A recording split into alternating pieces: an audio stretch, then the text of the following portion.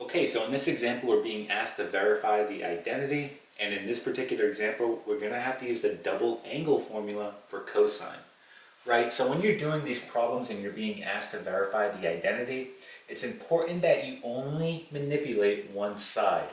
Okay, so pick a side that you want to manipulate and then leave the other side alone, right? So in this case, I'm going to look for the easier of the two sides, right? So looking here, it looks like the left side may be a little bit easier to work with, so that's the side I'm going to choose. So once I start rearranging my left side, do not start rearranging your right side, okay? So what we're going to do is we want this left side to equal our right side. That way we can verify that it is in fact going to be equal, okay?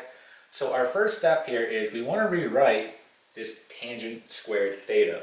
And we know that tangent is just sine over cosine, right? So we can rewrite this the following way. I can write 1 minus sine squared theta all over cosine squared theta, okay? And I'm just going to leave this side here blank, right? We're just going to look at the left side, and we want to make sure we can make it equal the right side. So I'm not going to rewrite the right side here. So here at this point, I want to get a common denominator, right? So I know that this 1, well, this 1 is really 1 over 1, right? So a simple way to get a common denominator, simply multiply the denominators. So 1 times cosine squared theta is going to give you cosine squared theta, right? And then you say to yourself, what did you multiply this by in order to get cosine squared theta? You multiply by cosine squared theta, so then just multiply 1 by cosine squared theta, right? Do the same thing here. What did you multiply this by in order to get cosine squared theta? You multiply by 1, so multiply sine squared theta by 1, and you get sine squared theta. Okay, so now we have it at this point. And if we take a look on our numerator, right, I can see that this is the double angle formula for cosine. So I'm going to rewrite this as cosine 2 theta, right? So let's go ahead and rewrite our numerator. We get cosine 2 theta all over cosine squared theta, right?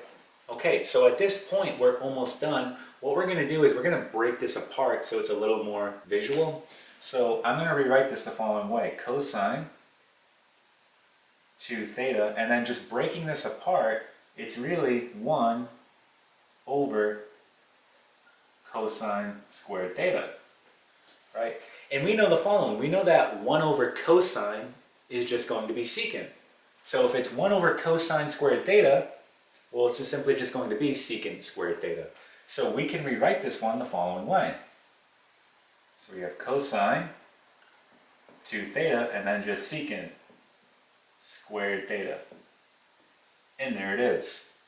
Right? So that is the same as what we have on the right side. Remember, you can multiply in any order, so even though my secant squared theta is at the end, this is still correct, right? We just verified the identity, and again, we did this by using the double angle formula for cosine. All right, so this here, again, is your final answer. You just verified it. All right, so yes, these are in fact equal. All right, and that is it.